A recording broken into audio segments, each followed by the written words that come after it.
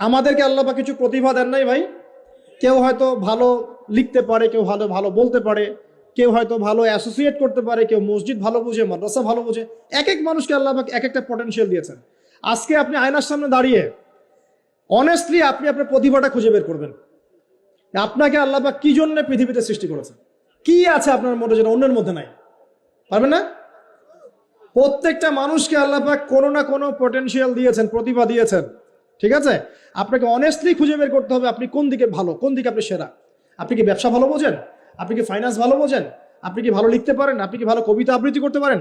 আপনি কি ভালো উপন্যাসিক? কোনো না কোনো প্রতিভা আপনার মধ্যে আছে না? আছে ভাই। Be confident. আপনি আত্মবিশ্বাসী হন না কেন?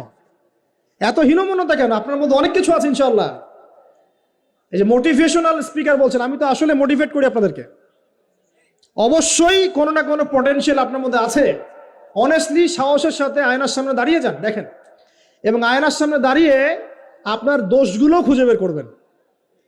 কোন কোন দোষ আপনার মধ্যে আছে, কোন কোন দোষ আছে? আপনি কি মাদক দ্রব্য সেবন করেন?